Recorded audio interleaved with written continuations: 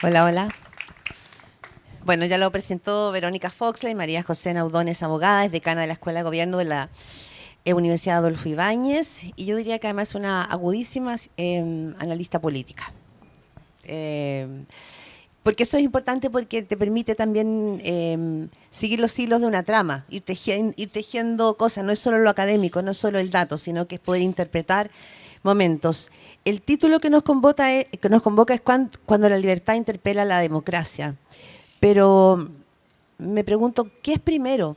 ¿La libertad o la democracia? ¿Es lo mismo? ¿Son conceptos que van caminando juntos? ¿Uno se superpone al otro? A ver, ¿cómo lo ves, María José? Bueno, hola, primero que todo, muy buenas tardes. Me encantan a mí estas conversaciones sobre cosas que son importantes y que están como en un contexto de reflexión, ¿verdad? Yo creo que lo que dices tú, Claudia, tienes mucha razón. O sea, hoy día estamos en momentos de enorme cambio, de muchos cambios. Yo diría que de enorme incertidumbre, de cambios muy acelerados. Entonces, como detenerse a pensar es un placer y es una cosa muy escasa. Entonces, qué bueno que me hiciste esa pregunta, porque cuando yo miraba el título decía, claro, hay que aclarar primero qué entendemos por democracia y qué entendemos por libertad, porque Total. las dos palabras son palabras que son polisémicas, ¿verdad? Y si no aclaramos de qué estamos hablando, entonces es imposible llegar a un acuerdo. Entonces, muy rápidamente y sin entrar en densidades innecesarias, pero cuando nosotros hablamos de democracia, a mí siempre me gusta decir que la democracia hoy día todo el tiempo está siendo puesta en cuestión. Hablamos de la crisis de la democracia, pero al mismo tiempo es una palabra que sigue vendiéndose muy bien. O sea, nadie en el mundo dice, miren, yo no soy demócrata, yo quiero ser autócrata. No, nadie dice eso. Incluso Nicolás Maduro hace esfuerzos enormes por transformar, ¿verdad?, su dictadura en una apariencia de democracia. La República de Corea del Norte se llama República Democrática de Corea del Norte. Entonces, no es un problema con la palabra, no es un problema con el valor que le damos a las decisiones que en principio tomamos entre todos, sino que tiene que ver con tres alternativas, diría yo. Alternativa A, entendemos la democracia simplemente como un procedimiento, es decir, aquella posibilidad que se nos da de elegir las autoridades, que nosotros tengamos elecciones periódicas y libres, que podamos ser, ¿no es cierto?, candidatos o que podamos votar por determinados candidatos y que se garanticen ciertas, digamos, libertades. Eso sería como un concepto de democracia más bien de procedimientos, ¿verdad?, como ligado a las elecciones. Eso es bastante más fácil.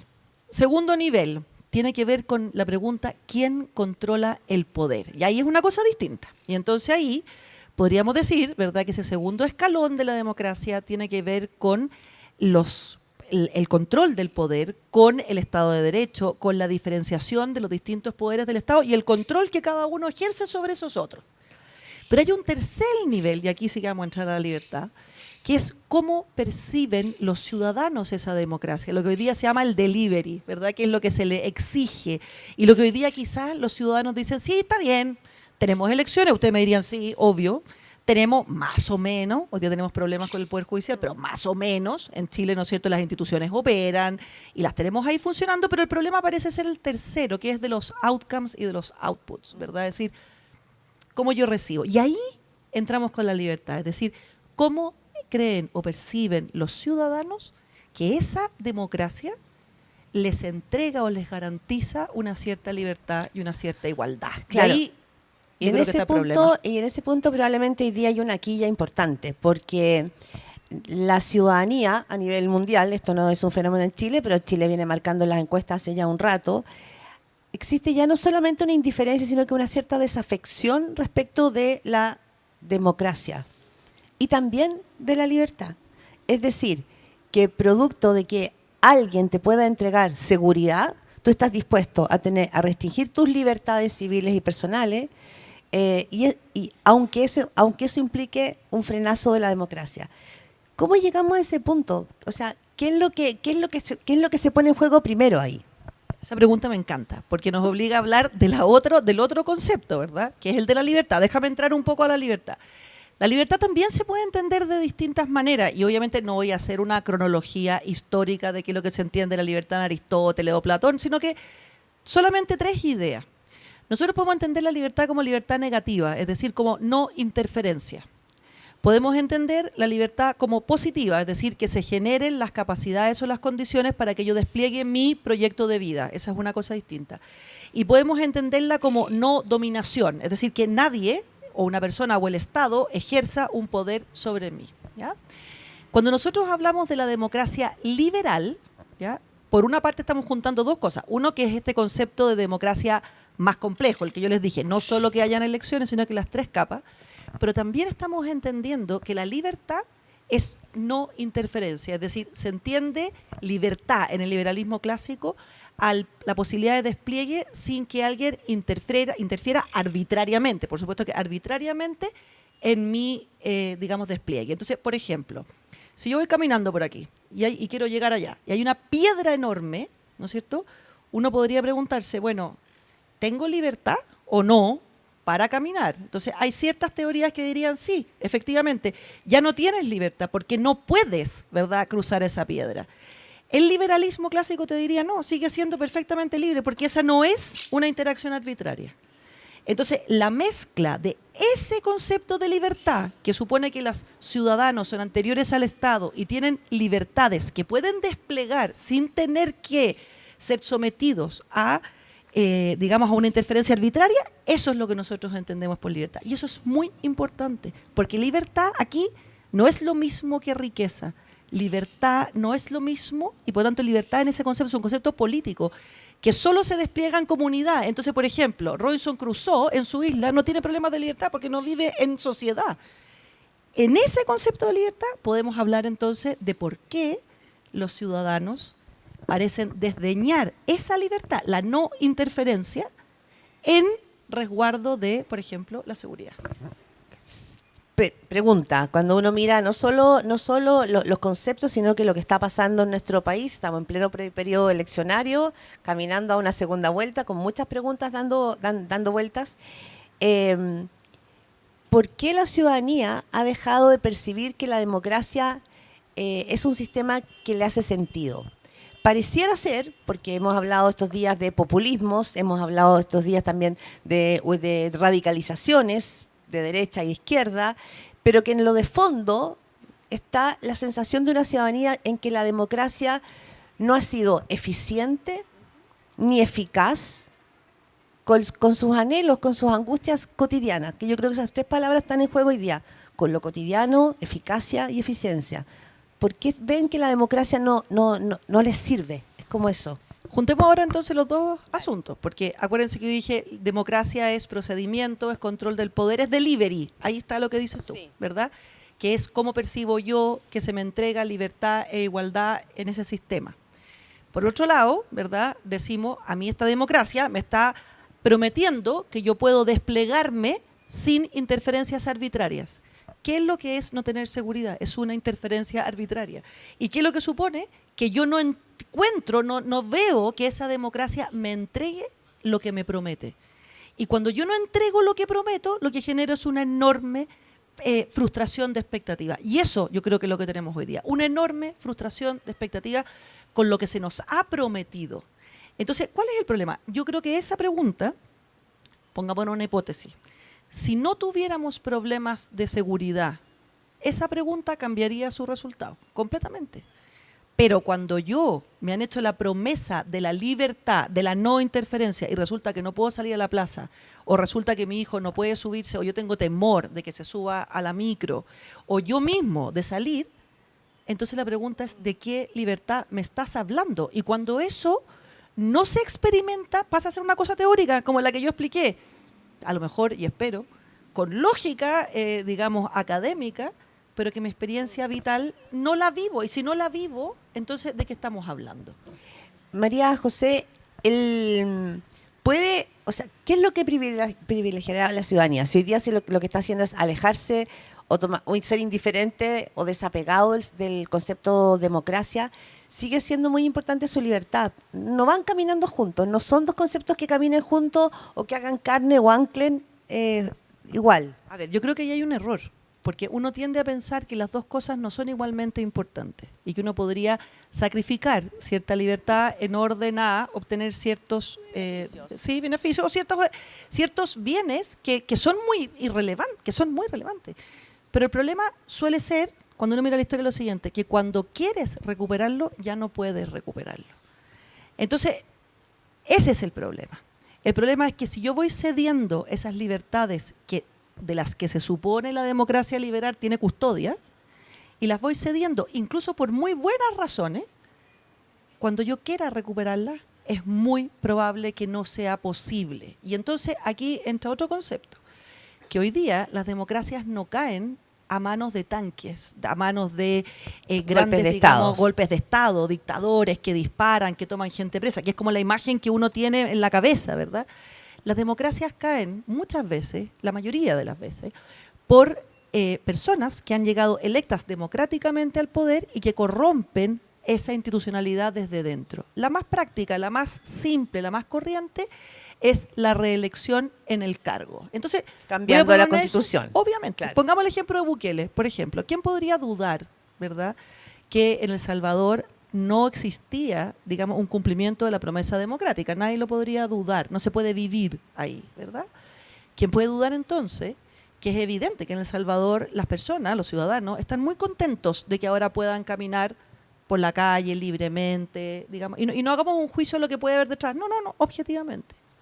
Pero ya en El Salvador, ¿no es cierto?, hay un cambio constitucional donde Bukele es muy probable que se permanezca en el... Eso se llama autoritarismo en todos los idiomas. O sea, el problema no es buscar aquello que la democracia ha prometido y no cumple, la seguridad. El problema es que cuando para eso empeñas tu libertad, cuando quieres recuperarla, lo más probable es que ya no sea posible. Ya, pero ahí y ese riesgo es un riesgo terrible. La pregunta es cómo se solventa ese riesgo, ¿verdad? No, pero también previo a eso es lo que pasa en la cabeza de los ciudadanos, porque tienen que privilegiar libertades. O sea, de esto Daniel Matamala. ¿Privilegian las libertades? No sé, digo, Esa es pensando la en lo pregunta. siguiente, pero por ejemplo Daniel Matamala sacó un libro reciente que habla justamente sobre este tema, cómo mueren las democracias. Y partió por reporteos que él hizo en El Salvador, en Venezuela, en el que estos líderes que vienen como salvadores empiezan a tener un aura como casi religiosa frente a la ciudadanía. Entonces, la gente en El Salvador te dice, puedo caminar tranquilo, pero a cambio le entregaste todas tus libertades civiles. A eso me refiero con elegir libertades.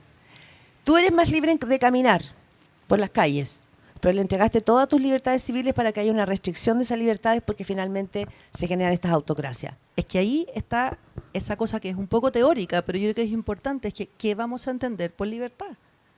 Porque depende de lo que entendamos por libertad, estamos diciendo yo puedo entregar unas y rescatar otras, ¿verdad?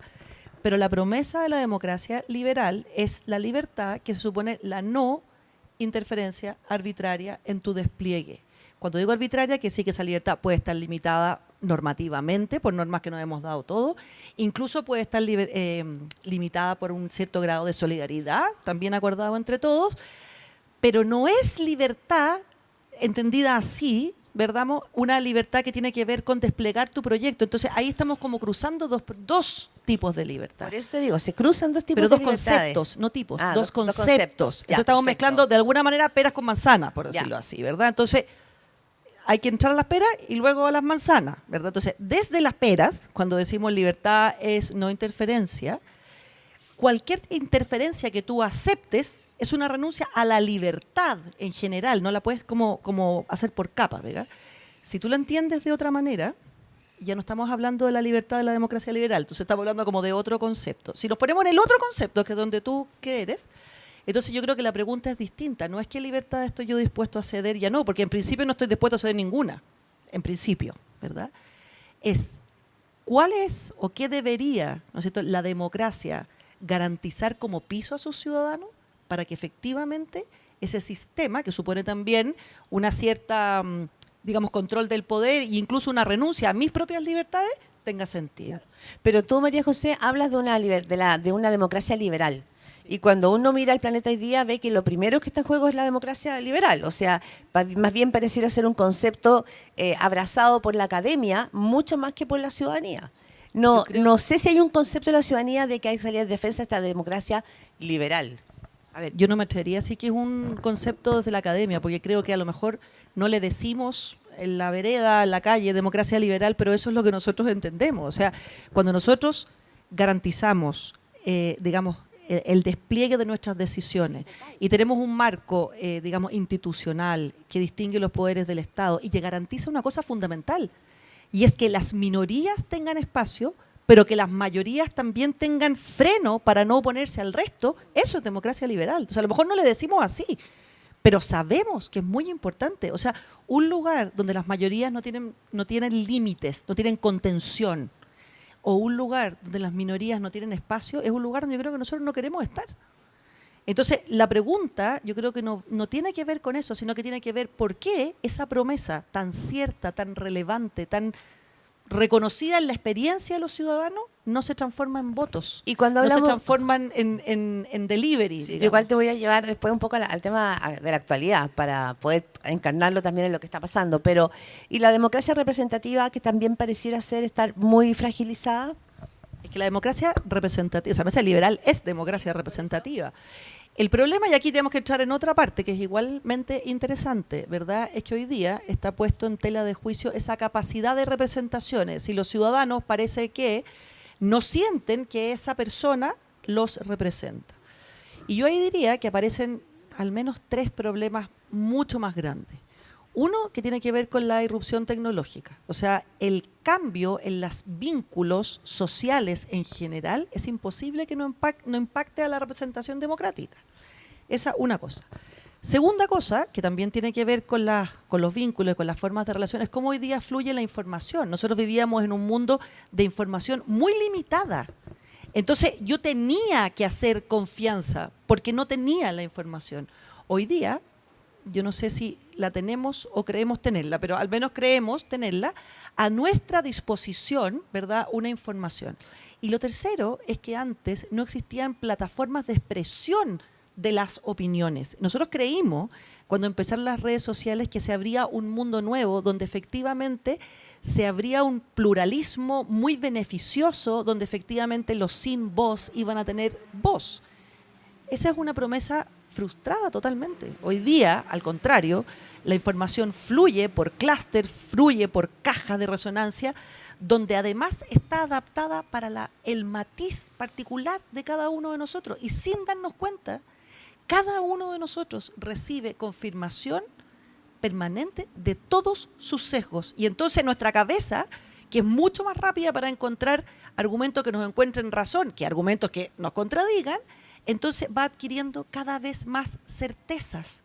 Y esa falta de pensamiento crítico obviamente está influyendo. Entonces, le podemos echar la culpa a los políticos, sí, tienen un poquito.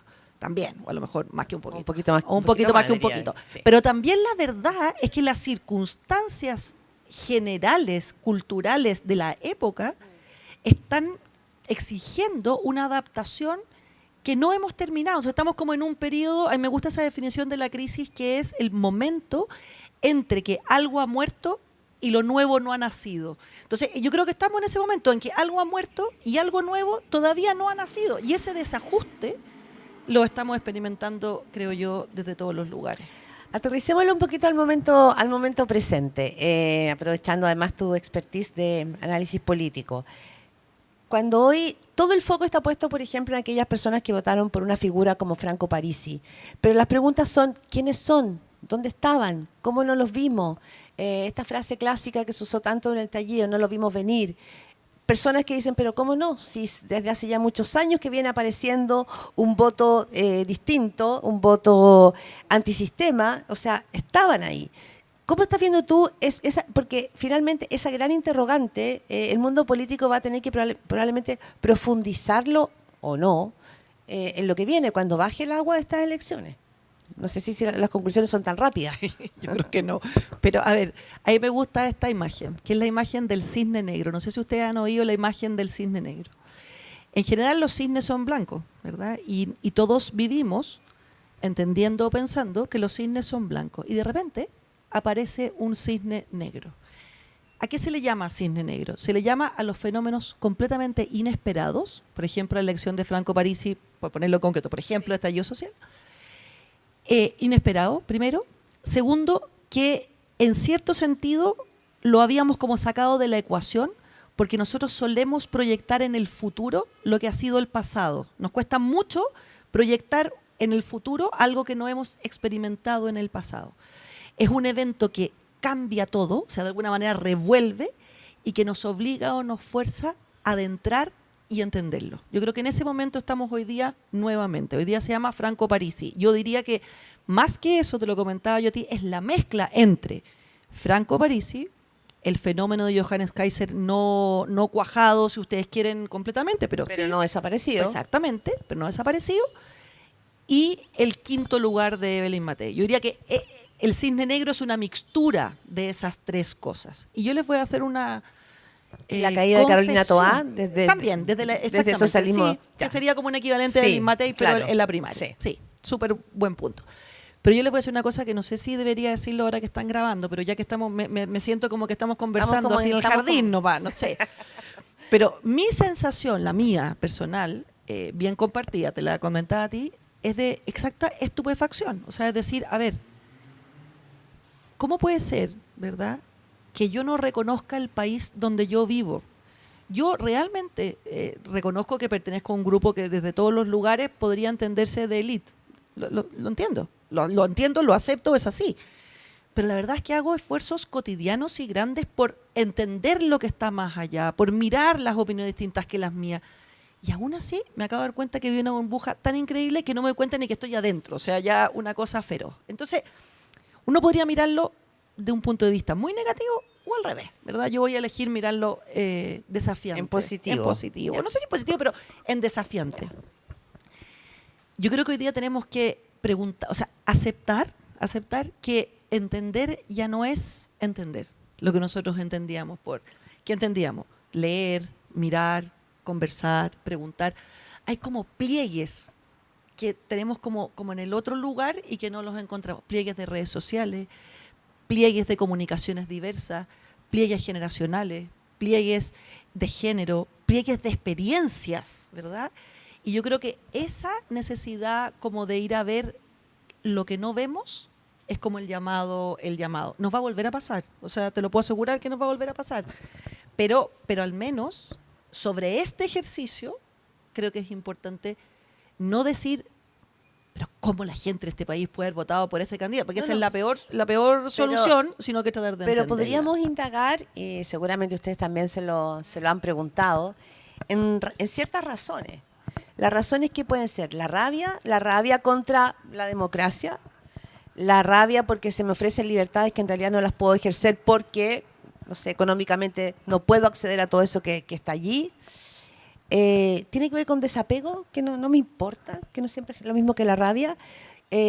Porque también han habido estudios en estos días que hablan de que es como tratando de perfilar, ¿no? Estos nuevos votantes, más individualistas, capitalistas, no capitalistas.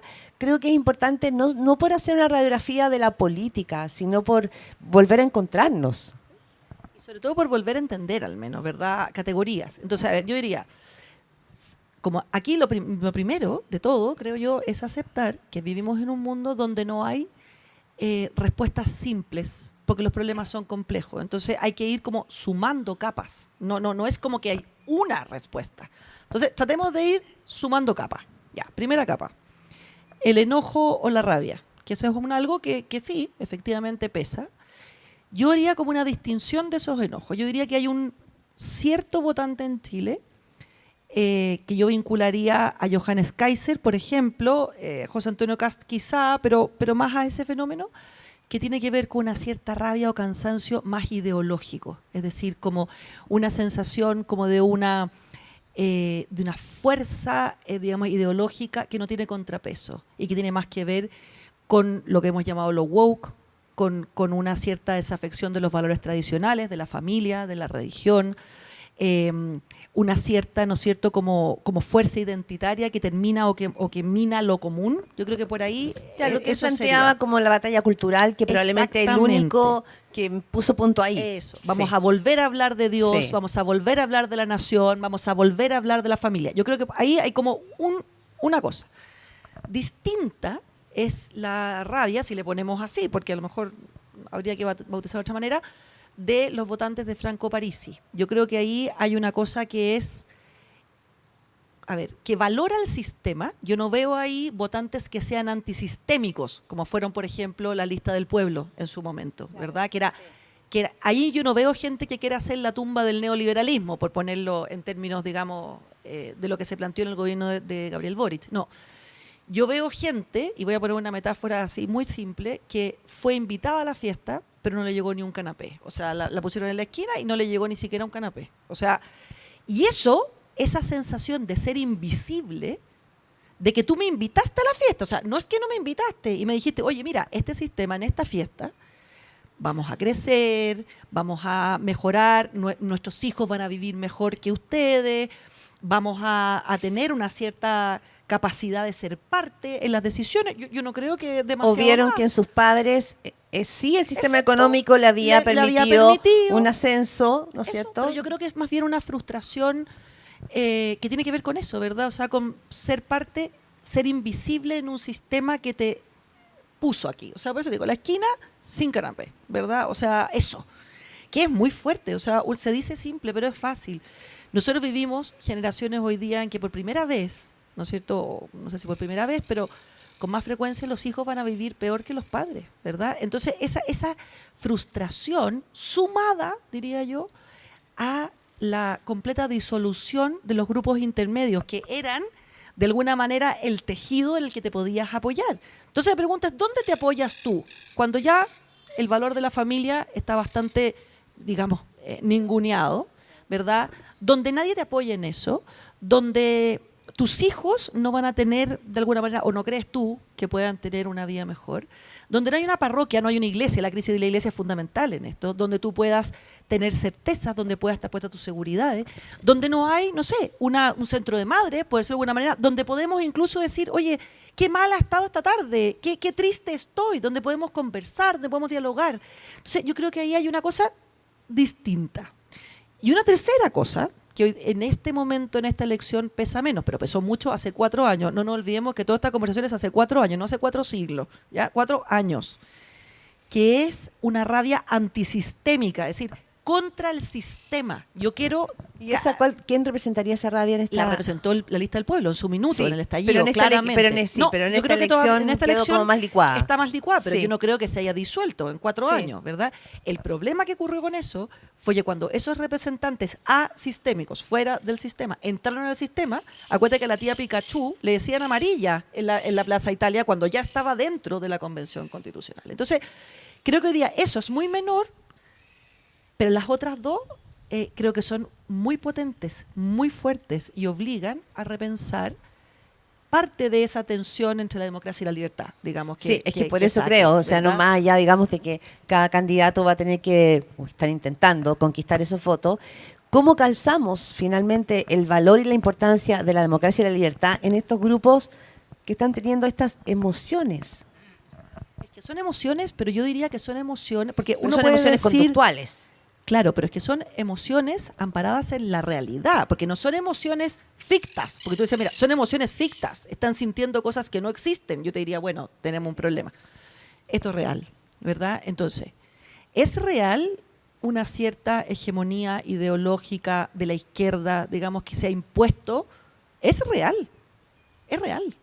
Es real, ¿verdad?, una cierta, digamos, como demanda por, pongámosle, derechos sociales, pero es más que eso, que también estuvo expresada en el estallido y que yo creo que hacer como que no existió o convertir el estallido exclusivamente en un estallido de violencia, que lo fue también, me parece a mí un error.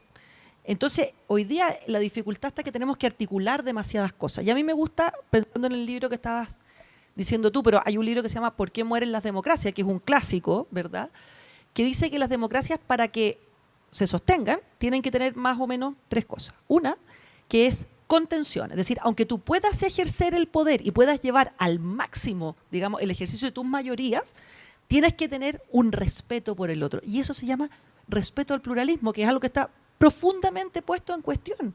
Entonces, está bien tener una manera de entender la vida, de entender la sociedad, de desplegar, por supuesto que está bien, pero yo creo, no sé ustedes, si quieren me tiran tomates, si no, están de acuerdo, pero existen distintas legítimas formas de vida.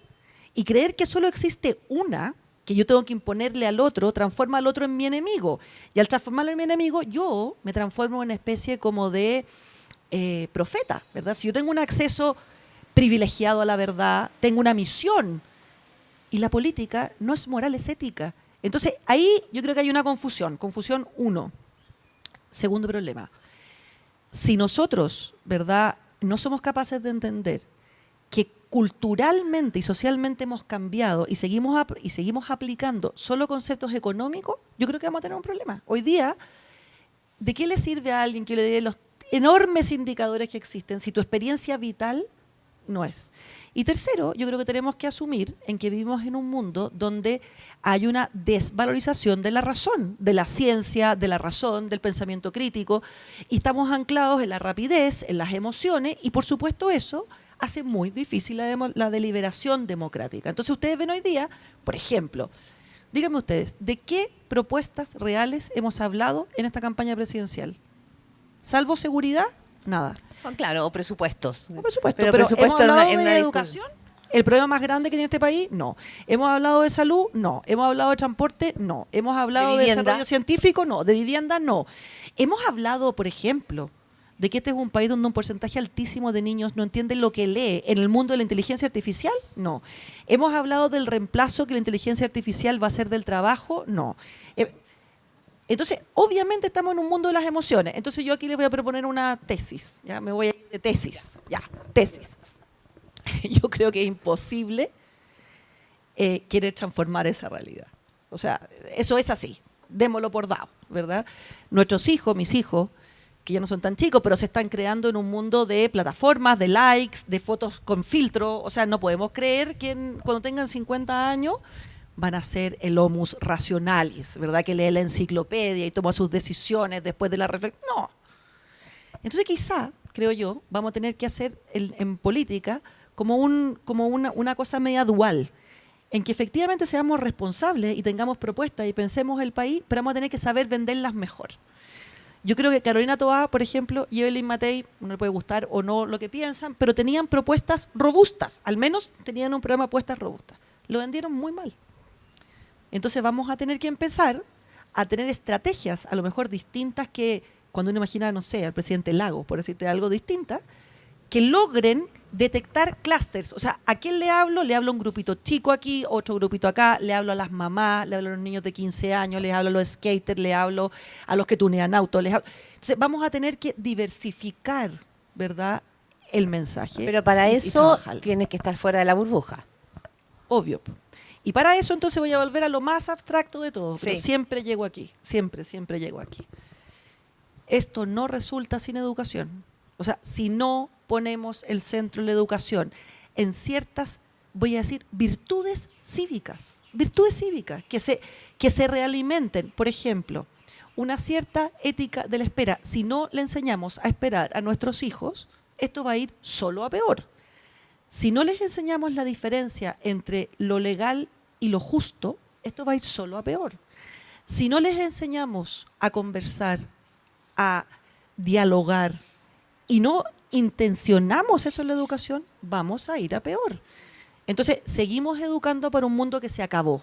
O sea, sus hijos, sus nietos, los que sean, se educan bastante parecido a lo que fuimos educados nosotros o generación atrás. Y vivimos en un mundo que ha dado vuelta carnero 70 veces. Entonces, llegó el momento de preguntarse cómo construimos, aunque suene teórico y aunque sea muy lento, y quisiéramos que fuera rápido, las bases de una sociedad que tenga una capacidad de deliberación diferente. Y esto, para que no parezca tan teórico, existe en países. Un ejemplo bien claro es Taiwán. Taiwán, por ejemplo, ha desarrollado a partir de una especie de estallido social, una suerte de estallido social, no idéntico, unas distintas plataformas computacionales, tecnológicas, donde los ciudadanos deliberan, no forzando la decisión, o sea, no es vinculante, sino que van generando opinión. Y los niños en los colegios los educan para que entiendan la importancia que es manifestar la opinión en orden a construir mayorías que, en definitiva, mueven la agenda. Yo creo que vamos a ir hacia allá, lento, por eso te digo, no sé cómo, pero no, imposible no decir eso. aterrizado en Chile, porque probablemente cuando tú mencionas el libro Cómo mueren las democracias, las amenazas que estamos viendo en distintos países, ¿cuáles son para ti hoy, en este Chile actual, acercándose a una segunda vuelta o un cambio de gobierno, las amenazas que están rondándonos por encima? Respecto de la democracia y respecto de las libertades. Sí, te las podría decir en términos concretos y yo te diría la seguridad evidente, el crecimiento económico evidente, el trabajo evidente, la educación. Te lo podría decir así, ¿ya? Pero también te lo podría decir de otra manera. Tenemos un problema, yo creo, grave con la generación de expectativas. Nosotros tenemos candidatos, todos, que han generado expectativas enormes. Y esas expectativas o se perciben con una enorme rapidez, pero cuando digo enorme rapidez, ojo, cuando los ciudadanos se los encuesta y les preguntamos qué es para ellos el largo plazo, dicen 90 días en Chile. 90 días. Si en 90 días, yo diría que en 60, la ciudadanía no percibe cambios, y alguien podría decir, entonces tienen que ser performáticos. Bueno, hágalo, porque sí. Esto va a ir, digamos, se va a producir el péndulo oposicionista. Entonces, muy rápidamente, no va a haber luna de miel, muy rápidamente los ciudadanos van a estar en contra de aquello que votaron, porque nadie vaya a creer que el candidato que gane, los votos son de él. O sea, eso no. Y yo creo, además, me atrevo a decir algo que es un poco conflictivo, pero bueno, que si gana un gobierno de derecha, no, esta calma de la calle que hemos tenido estos años no va a existir. Entonces podemos tener un problema, ¿verdad? Podemos tener yo no creo que vaya a haber un estallido social de nuevo, no.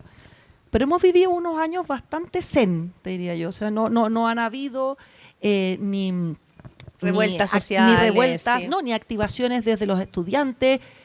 Ya empezamos, no sé si ustedes vieron, hace 2 o 3 días, ya empezó la ANEF, creo que fue, ¿verdad?, a decir que parte de su rol era volver a la calle. Entonces vamos a tener una ciudadanía frustrada, por otra parte, una activación de la calle, ¿ya? Y entonces podemos ir caminando, como han ido en otros países, a que se activen o se abran espacios para populismo primero, para autoritarismo después. Y por lo tanto, yo creo que estamos en una situación en que todavía como que podemos enmendar el camino, pero no nos quedan muchos errores más por cometer, por decirlo de esa manera. No deja de ser preocupante en todo caso, porque en el fondo lo que pone en juego es la gobernabilidad. Y al poner en juego la gobernabilidad estamos hablando también, ¿no es cierto?, de la calidad de nuestra democracia y la protección de las libertades. Es que ahí hay una cosa fundamental, que es distinto gobernar que ganar una elección. Y es más fácil ganar una elección que gobernar. Y eso parece no estar bien articulado, ¿verdad? Pero yo creo que aquí es fácil pensar en los políticos, en los candidatos, como todo lejos. Esto es una cosa de todos los días, nuestra. Nosotros también tenemos la pulsión por ir por el camino corto, por decirlo así, ¿verdad? También tenemos la pulsión por encontrar todo fatal. También tenemos la pulsión por decir esto no resulta. Y resulta que parte de la democracia tiene que ver con que todos somos actores activos de la democracia. Entonces, es evidente que en una democracia representativa las responsabilidades son distintas y son diversas, por supuesto que sí.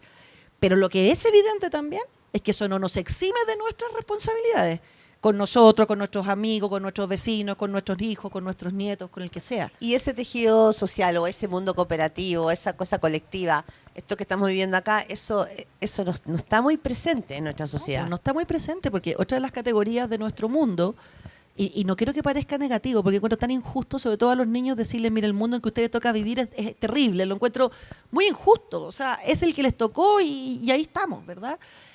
Es que es un mundo individualista y la construcción de la sociedad no es individualista.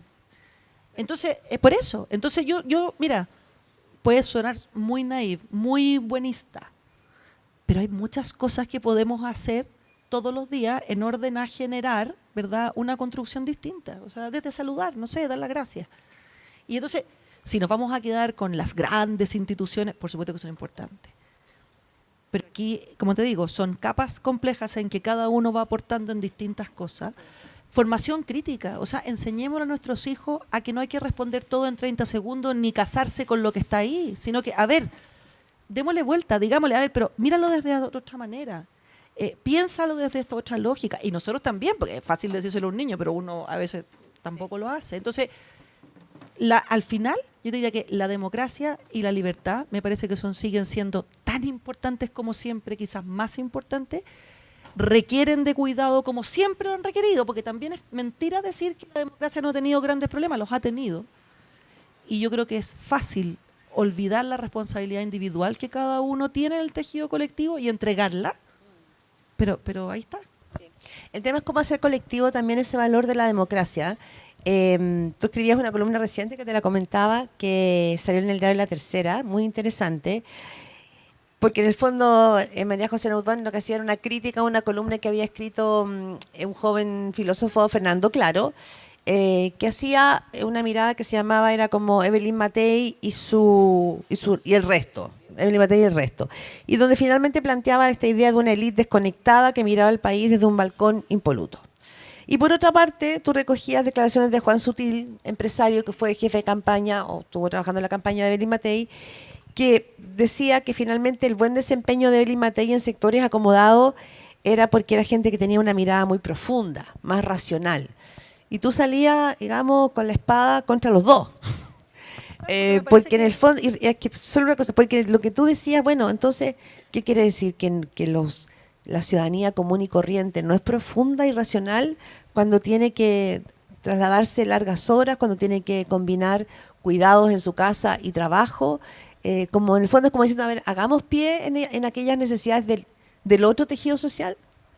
Yo creo que ahí hay dos errores, pero no quiero enjuiciar a las personas, porque me parece que son errores, o sea, son errores que todos podemos cometer, ¿ya? Que tiene que ver, un error es una cierta suficiencia, ¿verdad?, de creer que tú tienes un cierto acceso privilegiado a la verdad, que miras lo que los otros no ven. Yo creo que por ahí va. Esa, creo yo, es el mismo error, por ponerlo en otra área del debate que tuvo el Frente Amplio, por ejemplo. O sea, tampoco es una cosa ni de derechas, ni generacional, un poco generacional, quizás. Pero Juan Sutil no está en esa cosa que Juan Sutil es otra cosa. Ah, ya, es que perfecto. esto es otra cosa. Ya, o sea, ya. una cosa es esa, una cierta suficiencia de creer yo soy el que entiendo las cosas, que me parece muy peligrosa en todo sentido. Y por el otro lado hay una cosa, más bien diría yo, elitista, ¿verdad? Que es distinta que esa, ¿verdad?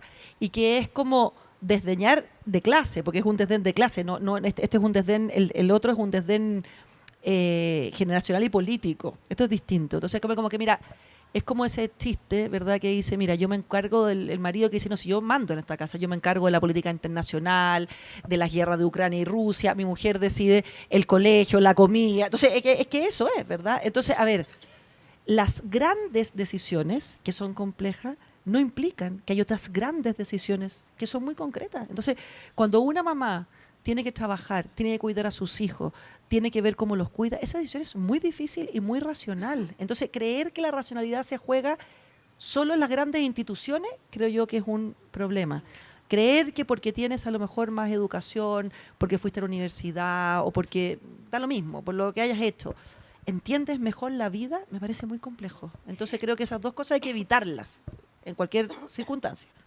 Antes de entregar la palabra a nuestros amigos acá de conversación, hemos hablado de la política, hemos hablado de los partidos, de los gobiernos, pero solo quiero hacer una pasadita breve por el Poder Judicial, porque probablemente estamos atravesando hoy día una de las crisis más profundas que recordemos en las últimas 4 décadas del Poder Judicial. Y si hablamos de democracia y si hablamos de libertad, el Poder Judicial no está exento de este tema, porque esa crisis puede terminar también afectando y amenazando estos valores de los que estamos hablando. ¿Cómo lo estás viendo? O sea, por supuesto, por supuesto. Y ahí hay una cosa, que bueno que lo hayas preguntado, porque es muy importante.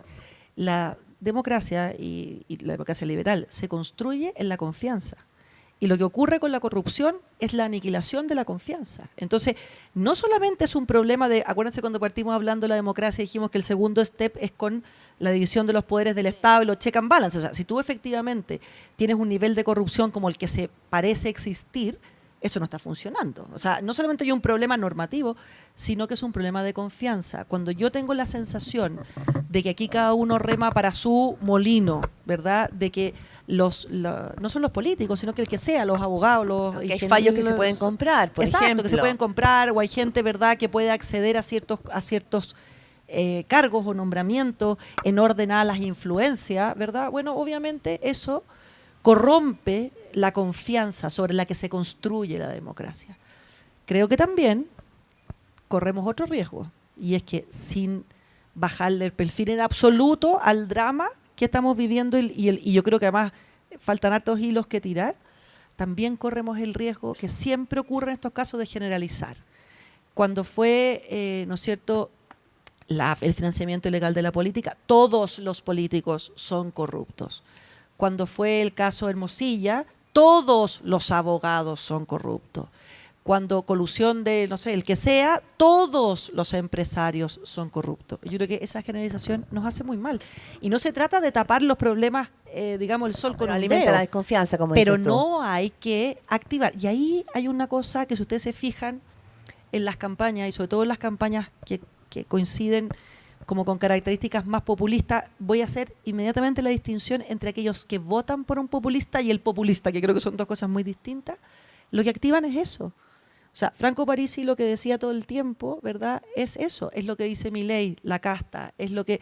Entonces, se generan, ¿verdad?, como ecosistemas muy fértiles cuando hay corrupción, cuando hay crisis de confianza, para que emerjan, ¿verdad?, estos populistas que ofrecen soluciones que sabemos no son reales, pero que emocionalmente conectan muy bien con una sensación que es real, no que es solo emocional.